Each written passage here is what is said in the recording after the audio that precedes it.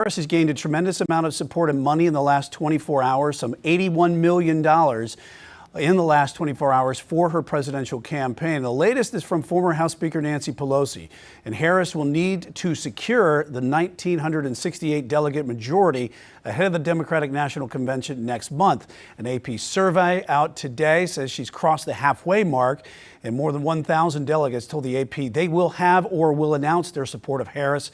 And yesterday, all of North Carolina's 168 Democratic delegates unanimously devoted to support Harris, and so far no delegates have pledged to support for another possible nominee. Now, the change at the top of the Democratic ticket is also bringing up questions on what else we could see coming up in November. Both Republican and Democrats say it will shake things up. As Queen City News anchor Derek Dellinger found out, it could even affect some local races that are up for grabs. There is a full acknowledgement that Biden dropping out and Harris coming in is considered something monumental. Both sides of the political aisle say that, but there's a question right now as to how this could play out with down-ballot races in the state.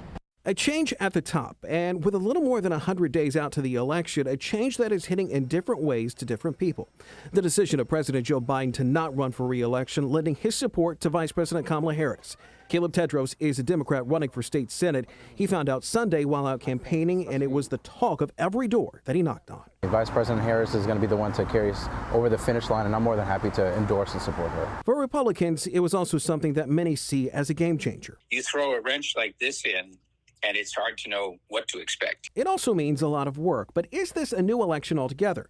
Former Charlotte Mayor and former North Carolina Governor Pat McCrory says yes, and that start may change even between now and Election Day. A lot of things are moving, and the issue is going to be what sticks and what will happen between now and the presidential election that is not anticipated, i.e. a crash of the market, or a further breakout of hostilities overseas. But there's a bigger question beyond who will be president at this point. It's on down-ballot races. Everyone we spoke with says the Harris announcement will have an effect, at least on the governor's race. But bringing younger voters out, it could affect a whole lot more. Congresswoman Alma Adams spoke to that in a Zoom with the press Monday afternoon. I think it's going to help our folks tremendously.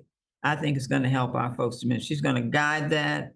And I think that we're going to see a tremendous turnout, greater than we've ever seen. As for the work that needs to be done, many say it's actually already been done. Vice President Harris has been out on the road herself with many visits to North Carolina just this year.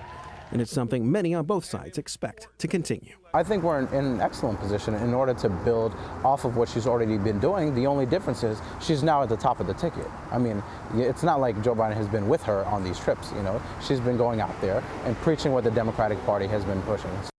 Everyone that we spoke with brought up the possibility of Governor Roy Cooper being a possible vice presidential pick.